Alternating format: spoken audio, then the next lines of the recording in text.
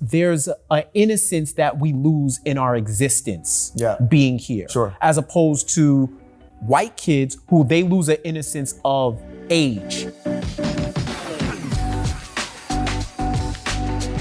Hey family, welcome to the Do You Know Black Kickback. I'm your host, Lamont Carolina, and this is the official after party to the game show, Do You Know Black. Here, we're gonna take questions directly from the show, we're gonna mix them up, and we're gonna have great conversations with our guests. This is gonna be a fun conversation. We're gonna get to it in a second, but first, let's take a look at how y'all did on your episode. First off, sweetest taboo. What is going on? You can tell me, what is happening right now? You came here for trivia or to find a mate? What's going on? I knew this was coming. Wow. Right next to me too, the crazy. That's what it be. It be your own people. Like, Right. Tell them how you feel. There's a lot of things I don't know. Black ain't one of them. We ain't unlock any rounds, and guess who ain't unlocking any more rounds after I'm gone? So what do you want to do? Like this part. Yes, she does. I feel great. This was an amazing experience. I love being black. I wouldn't want to be anything else. Love y'all. Peace out. It's been great. I'm bowing out. You're bowing out? Mm-hmm. Well, thank you so much. Give her a round of applause, ladies and gentlemen. She wants it. So, there's a lot to talk about with your show. There's how can I put it? The little engine that could, and it didn't, okay? it just didn't. Oh, wow. Hey, look, we call it like it is, but we did have a winner, so, right? So we had a did. winner. Okay, so who wants to start? I need the world wants to know what happened. I feel as if my strategy worked. You had a strategy? I did have a strategy. What was it written on a napkin? It was actually, I have a napkin in my pocket. No. I had two strategies. One was to not get off first. And the second one was to try to get, we were gonna try to get try to not get voted off, like first. You see what I'm saying? So like, I got you, right? So I wasn't gonna be the first one off, but then also I wanted us to try to get the prizes. So we was gonna try to keep the ones that had the answers. I don't know. I'm telling you, we were gonna try to keep the ones that had the answers in there. We had a few of the ones that had the answers, but the rest of us struggled a little bit. Okay. But I wasn't the target, so that's what I'm saying. I got the target off my back. So it was on your back and then you got it off? The target was on my back and then I got it off. You're speaking very cryptically. I need you to be specific. So I got you, right? The target was on my back. I felt like I wasn't as confident, so that's what I'm saying. I might be the first one off because you want to get them. Time out. Hold on. You're talking a lot of words. I just need to know, what round were you voted off? I was last three. What do you mean last three? So last three people on. So how many? Okay, so you got voted off. 5, so I was the third person. Oh, okay. You're talking like you were. It was 5 of us. I was the third person off because I was the third person left. Okay. Right. Okay. All right. I like it. So as long as I wasn't first, I was like okay. It. You said a lot of words. I don't get it. I don't get it. And I think our viewers don't get it. I don't think they get it. When they see it, they'll understand. Penny, you look like you had things to say. Go ahead. So I will say we had a strong alliance. Yes, we did. As East African sisters, we said we will not vote each other off, but then they voted her off. Exactly. So I thought that I was gonna be gone, but Wow, you had a lot of alliances. I had strategy. You had I had strategy. multiple alliances. Wait. There was more than one alliance? I'm just finding out about this alliance. Yes. I'm just saying, she was a freelancer. Okay. All right. I wouldn't trust you. Okay. Tell me, how did it go for you? I thought I could trust Penny. Well, I didn't vote you off though. But she didn't vote me off, so I guess, good looking out. Yeah. But it was, I will say that going on, I thought like I knew enough facts. I don't know enough. Well, all right, hold on. Brother, what happened? It's hard for me to talk with this knife in my back. It's hard for me. It's a little, I'm speaking through the pain right now. Someone please call 911. I had a great time. They played the game perfectly, right? Like, I answered too many right questions. And I thought, literal coin flip on who I thought was gonna vote for me. And it turns out either way I would have been right because them two voted me off. Okay, they had a plan though, so. I mean, I guess. I don't know, she made mad alliances, so that might have been the third alliance. It's like multiple. Right, yeah. Like, You know please. what? I've been quiet because I feel so hurt. Like, let me say this. You want a tissue? I do. Oh my. Because my strategy in the beginning was like, let me act like I don't know anything so they don't vote me off. And then everybody spelled my name left and right, up and down. And I was just like, the disrespect on top of all of this is unbearable. So when I left, I was hurt, and it was some candles that was on the line. But sis hold me down. Like, we did have an alliance when we both were like, we're East African. Because I felt a little bit of pressure, you know, like also being an immigrant and being on this show about knowing like the history of African Americans and stuff like that, but also knowing my own history of things. It's always like a cultural barrier. So I felt really nervous on the show to begin with. So I was like, study. But my strategy was to act dumb, but I guess I did it too much, and then I got me out. Right. I gotta also say, Ethiopians have a strong history. Gotta say that. Also, what round were you voted off? First. Oh, ooh, not strong enough. That's why. I was giving the coastal right here. Okay, with that being said, that sounds all fun. Let's transition into the discussion topic today, okay? And the conversation is gonna be based off of a question from the show. So, Penny, I think you answered this question, right? Yeah, I got it wrong. All right, so don't get PTSD on me. Right. Okay, here we go. What memoir examines America's racial history through an open letter from a father to son? Between the World and Me. Hey, you got it. Look, see? If you would have did it like that, ooh, you would have been good. You'd have been good money. So I'll provide some context for the discussion, okay? Between the World and Me is a letter written by Ta-Nehisi Coates to his adolescent son in an attempt to answer questions regarding exploitation, slavery, segregation, the justice system, and the disproportionate violence against Black people. In this letter, Coates attempts to explain to his son how we as a people are supposed to live under these extreme circumstances. For this conversation, it's important to note that not everyone on this panel was born in America, which is a good thing, right? Diversity doesn't just mean skin color, it also is diversity of thought, diversity of origin, and diversity of opinion. With that being said, this book and this lesson, if you will, to his son, this father is explaining something that goes on quite often. And there's one thing just to talk about racial injustice or inequality, but there's another thing to talk about how do you explain that to your children. All right, so we'll start the conversation with this question. Do you remember the first time a family member, loved one, or parental figure spoke to you about race? Somewhat, not talked about, but I think I remember sitting down and being showed a movie that was supposed to kind of lead us into a conversation. And the movie was Sankofa. Sankofa. Yes, and I think I was like 9, 10 years old. And the person who actually was speaking to me about it was also trying to begin like 5% teachings and things like that. And so it was just a lot at a young age, but I just remember knowing that you don't have the same, being told you don't have the same privilege as everybody else. So you just have to stay on your P's and Q's. You can't just try and that's enough. You need to do your best and then try to do better because you have everything against you in the world. So that's it's a lot at 9, 10 years old, but. Okay, so who sat you down? It's actually my stepfather. Okay. Right. Did your stepfather share any experiences or context why he just chose to sit you down and watch that movie Sankofa?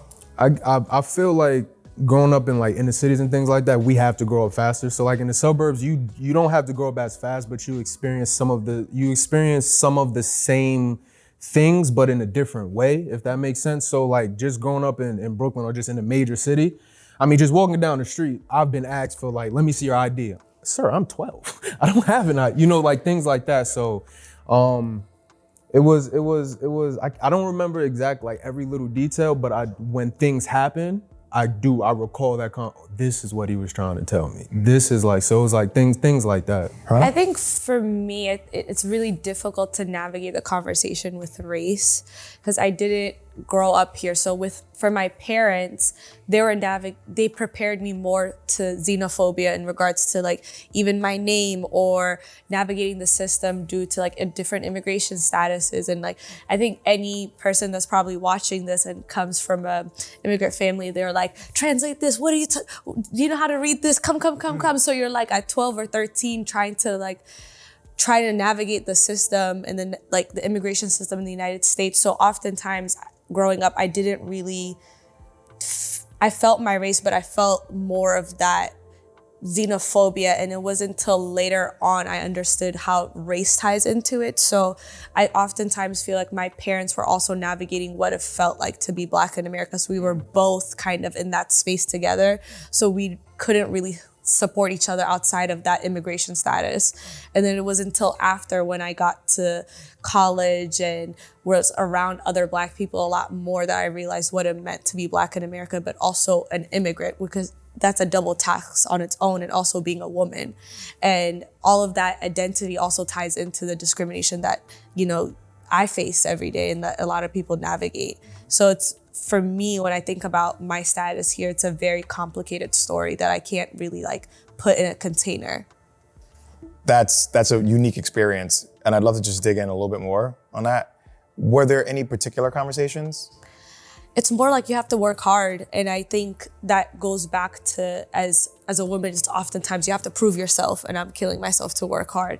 And then also being Black, it's like, oh, I don't want to feed into the stereotypes of this, you know, mainstream culture or the corporate culture of different things of what it means to be Black, and also being an immigrant of different things, whether it's like my accents of communicating on different things, or how I see the world, or how I even dress and like express myself on the earth. Do you see differences between how maybe you're treated and view the world versus how maybe some of your peers, some of your friends who are born in the US were Black? Yes, I think the one thing of growing back home, I definitely think it's a privilege in a sense of knowing my culture. And, you know, even all my rings that I wear are from back home, or like the different heirlooms of like, or even my art oftentimes comes from home. And the ability to know where I'm from is something that I hold very close to my identity. Yeah. So when I speak to any of my friends that don't have that type of connection, I do feel that sense of privilege of, you know, like I'm home. And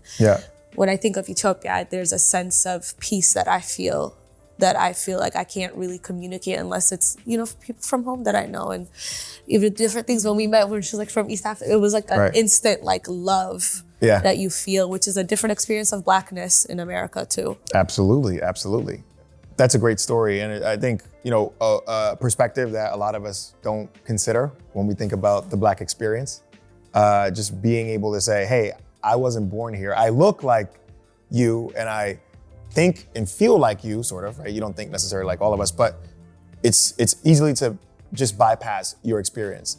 And with that being said, let's talk to someone who's first generation. Yeah, so unfortunately, my dad is way more educated now, but unfortunately, the way that he viewed Black America was from the lens of the media, what he saw growing up in Kenya, which was thugs, just everything negative, you know what I'm saying? So the first time that I heard about race was him yelling at my brothers for like wearing do-rags or having like the baggy shorts, when like Wayne was out and like whatever they were listening to, and just like telling them like, you cannot do that. You do not want to be seen as such, like that's not what we are.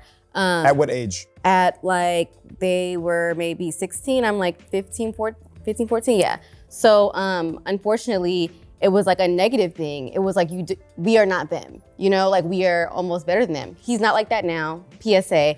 But so. But it came from a place of. It came from a place of like protection and like love, of course, but it also came from a place of the media kind of like all over the world showcasing Black Americans as, you know, a negative thing, which is very much so unfortunate. So yeah, that's where it came from at first. And then also it's kind of hard to navigate that because like all of my friends are Black, you know, it's like my cousins are African as well, but like we were in public schools and stuff like that. So it's like, yo, like this is my friend, but it was kind of confusing at first, but that's the first time I kind of heard about the race thing. And for me as a woman, it wasn't really like that, but for Black men, it was a thing like, yo, like you cannot walk out looking like that. So. Right. That was my experience. Right. Yeah. That's a great one. I know it kind of connects there.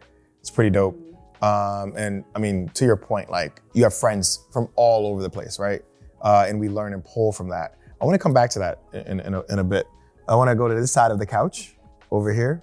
What's up, y'all? What's up? What's good? All right. So, you know, keeping in the same vein and theme, right? We've got, you know, born overseas. We've got first generation. Where do you fall in the mix there? I'm literally on the 50-yard line, split, because I am first generation because my mother's family is from Haiti, but I am Black American through and through because my father was born in New York. So he's of African American descent, like slaves, the whole race. Like, you know, our ships went to 2 different countries, but we were still on the same trip, unfortunately, right? But for me, some of the same things that Penny was saying were the things that my mom and my family, because it's like I'm African American, I'm also Haitian. I grew up like that because I grew up with a lot of my mother's family. So, you know, a lot of Haitian kids will tell you this: you wearing a do-rag, you a drug dealer. Yep. You automatically sell drugs. Like you move in weight the minute you put that do-rag on your head, right? And for us, especially for someone like me, it felt like our cultures were in conflict instead of being interconnected together, because this is my culture.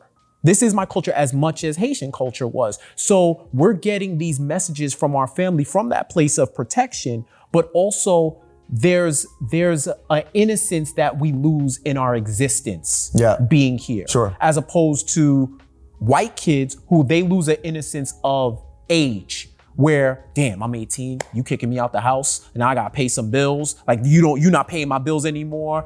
I gotta pay this on my own. I have to be an adult. That journey is on top of being Black here. Because now I gotta worry about staying alive. Then I gotta worry about how other people look at me, and not from a place of not knowing who you are, but more so survival. It's like we're in survival mode the whole time, and at some point, we don't get to be kids anymore. And it's coming from all areas, whether it's from, if you're a first generation kid, from a place of protection, or just from a place of pollution of idea, of how we identify ourselves and how we're viewed in the media and everywhere else. So it is a whole like cluster of conflict that we have to deal with and just navigate as kids. Yeah. So full-fledged American?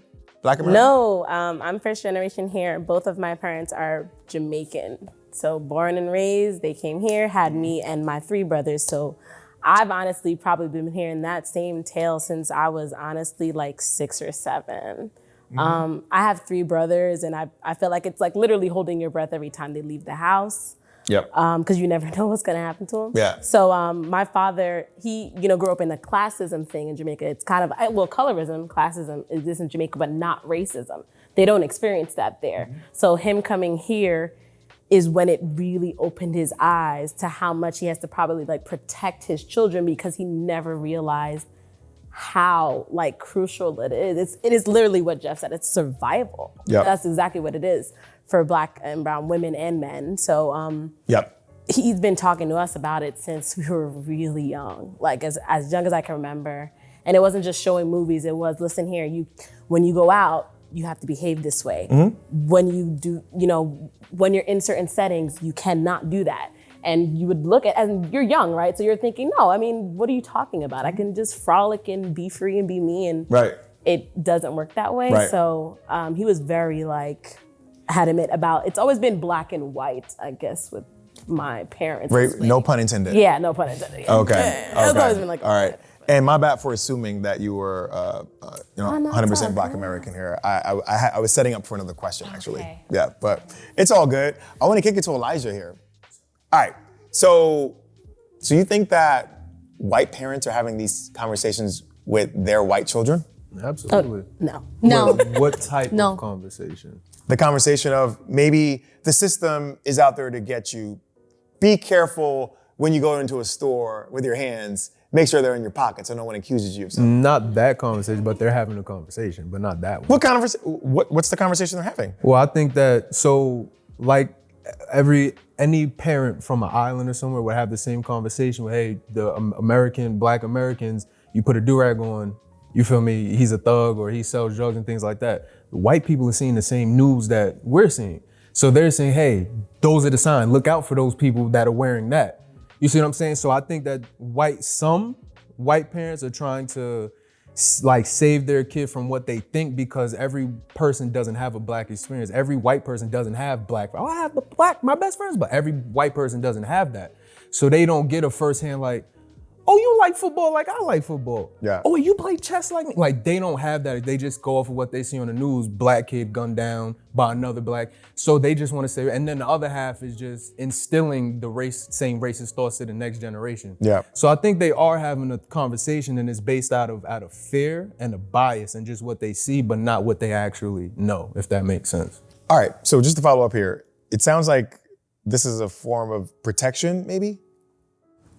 Some of it. I can't say what percentage or how much of it, but I think so. What they're protecting, it could just be protecting their children, and the other piece or the other percentage of people could just be protecting white America, and they don't want that to change. So it depends on what it is they're protecting.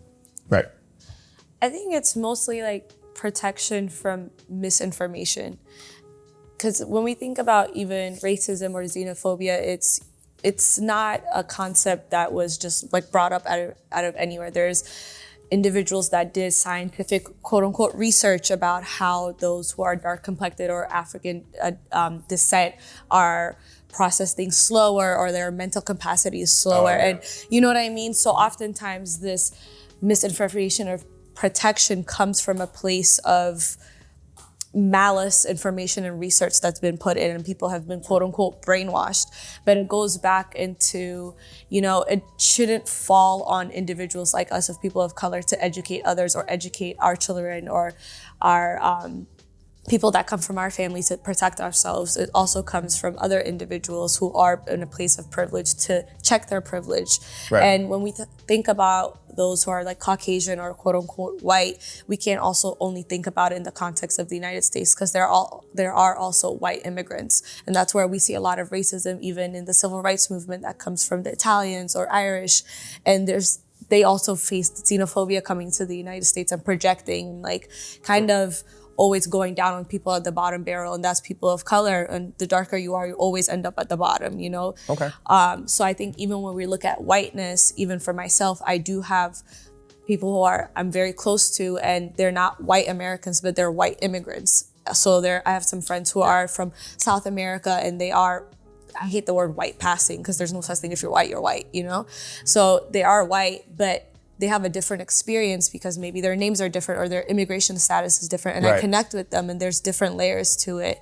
But when it comes to the sense of protection, we also have to understand that the fear comes from a place of, there's a lot of people that put a lot of energy and research to teach people that we are less than, Sure. And people who have been credited through research, and a lot of these enterprises that are credited to this day also credited those researches. So we have to also dissect that and peel back a little bit of what people fear as Blackness is. Sure. They've been fed that we're some sort of something to fear, and that's why they always denounce it. Right. Us, right. I mean, going back, even looking at medicine in America here, the guy who's known as the father of gynecology. He got all of his experience by experimenting on Black women without anesthesia, because, they could take it, they can take the pain, they can do that. And so what we know a lot in medicine as it pertains to that subject came off the blood, sweat, and tears of Black women. So that's very true. With that, we talked a lot about receiving the conversation about injustice or inequality. Can we talk a little bit about giving that conversation for a second? Have any of you had the opportunity to maybe have that talk or conversation with a young person in your life, whether it's a friend, a family member, a sibling? I have that conversation with anybody who's Black. It doesn't matter your age, it doesn't matter whatever. Like, I have that conversation. So I have mentees. So anytime we have this conversation, and throughout the various programs I've been a part of, those mentees have been Black mentees, right? For the most part, even people of color. So there's always an element of race or identity that we're gonna connect on that we would experience in the workplace. So those conversations occur naturally. And that's just another example of how our lives and our trajectory are kind of predetermined in the way that we're going to experience it because of the systemic racism that's here. And no matter what you may think you are in terms of on the class totem pole. If you check off enough boxes, you're gonna be down here with the rest of us watching the garbage fall on our heads. So you know what I mean? Yeah. So do you think young people that you've talked to take to it positively, negatively, or that don't happen to me? Oh yeah, this generation is ready to go. Like this generation, they are the social media generation. Yeah. They're getting this information and they don't care about no job security. They don't care about political correctness. They care about justice and what's the best way to get it. So for people in our position, we have to guide them in that way or just advise and then let them go, because that's like unrefined energy that you have to temper so that it has its target and it's the most effective that it can be. But they're receptive to it because they experience it and they have a voice to express what they're going through. Okay. Anyone else? I'm curious about the receiving of the message.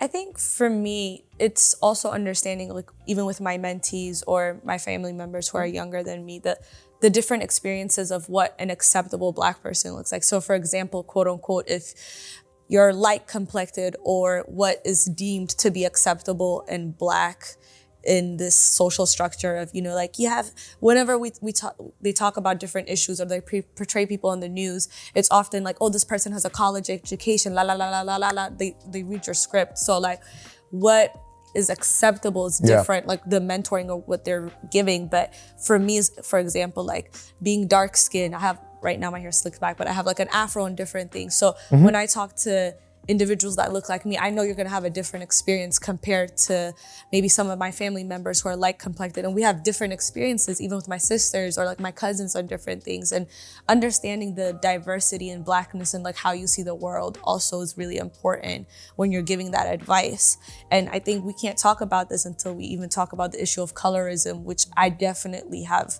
Well, you know, yeah, I'm gonna piggyback. Stay off the sun, la la la la la la. Don't be tan, la la la la. It's like a real issue, and even in different spaces, I think oftentimes like being educated and being Black, people don't think you feed into that stereotype or you receive that type of racism even yourself, because they think you're segregated from that issue because you're in the social class, but you're still Black, like always. Yeah, absolutely, absolutely. Well, I don't want to veer too far off the subject here. But I want to give, I know Penny, you had something to say. Yeah, I think we're gonna close out right after this, okay? Go ahead. Yeah, I think for me, for my younger cousins and people at my church, it's more so about the identity crisis that we kind of face. And then also about the colorism and like kind of, you know, getting called African booty scratcher and like that whole thing. Like it's kind of just letting them know that you're gonna go through that right now. And then also letting them know that like, you know, like they're not alone in those thoughts, especially for their mental health. Like I've had younger cousins who have tried to commit suicide and because of that crisis in a sense. So that's a whole nother subject, but that's kind of great to talk just about. letting them know that like we've all been through it too. And we'll get through it. So I'd like one more thing to add. I think there's a fearlessness in this generation, which I applaud.